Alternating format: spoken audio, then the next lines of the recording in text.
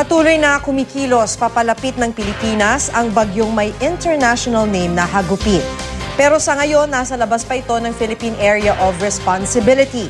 Ayon sa Pag-asa, mataas ang tsansa na maglandfall ito sa Eastern Visayas, kung saan naglandfall nung nakaraang taon ang super bagyong Yolanda.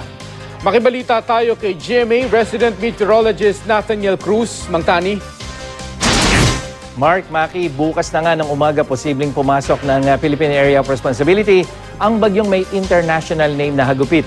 Base dito sa forecast track ng Pag-asa, halos tiyak na tatama ito dito sa may lupa o kalupaan ng Eastern Visayas, lalo na yung Samar Leyte area. So pagpasok nito bukas ng madaling araw, ay inaasahan na magtutuloy ito patungo ng west-northwest direction at Sabado ng gabi posible itong tumama at weekend kung hindi magbabago yung kanyang bilis at direction ay nandyan yan at makakaapekto dyan sa Visayas. Pero meron tayong cone of uncertainty na kung saan posible pa rin na yung sentro ng bagyo ay dito tumama sa may Bicol region o kaya naman ay dyan sa may Caraga region. Kaya ito yung ating babantayan.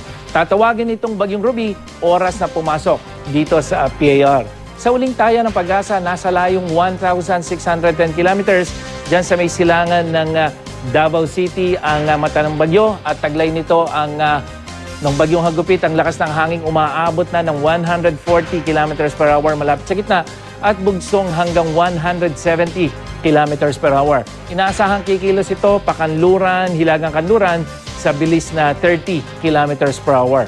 Sa ngayon, wala pang epekto sa lagay ng ating panahon ang bagyo at o kahit na ito ay pumasok ng Philippine Area of Responsibility bukas. Ayon sa Pag-asa, patuloy na iiral ang hanging amihan dyan sa Northern at Central Luzon at yung hangin naman galing sa silangan o easterly wind flow ang magdadala ng ulan sa iba pang bahagi ng bansa, lalo dyan sa may Visayas at Mindanao. Dahil sa mga naturang weather system, uulanin ang extreme Northern Luzon, eastern sections of Luzon, kasama na ang Mimaropa region at Bicol region. Mahinang ulan naman ang asahan dyan sa Visayas. Bukas yan, lalo na dito sa may silangang bahagi. So kung uulan man po dyan, hindi pa po yan epekto ng bagyo. Mataas naman ang tsansa na ulanin sa hapon ng Mindanao, lalo na ang Caraga region.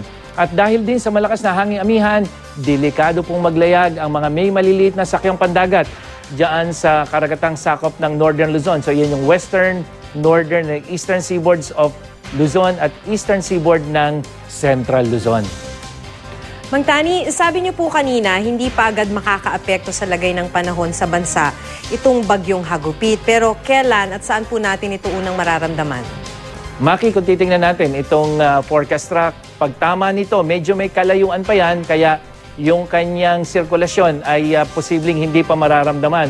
Pero sa mga susunod na oras, so ito ay Biyernes na ito ng umaga, so yung lapit na yan, Maki, mararamdaman na yung rain bands nitong bagyong si Hagupit o tawagin na nating Ruby dito sa may Eastern Visayas, dyan sa may Northeastern Mindanao hanggang dyan sa may Bicol region. So kahit hindi pa po tumatama yung sentro ng bagyo dito sa kalupaan ng Eastern Visayas, mararamdaman na yung ulan. At kung dito nga tatama yan sa Eastern Visayas, Maki, yung rain band nitong bagyo, mararamdaman yung ulan, lalong-lalo na dito sa may Bicol region at ilang bahagi ng Southern Luzon. Unang-una, dahil hanging amihan tayo, kaya yung convergence ng hangin, yung sirkulasyon ng bagyo, at yung existing na northeasterly wind, yun yung dahilan kung bakit magkakaroon ng mga pag-ulan dyan sa Bicol region, southern part ng Luzon, at dito sa malaking bahagi ng Visayas, kasama na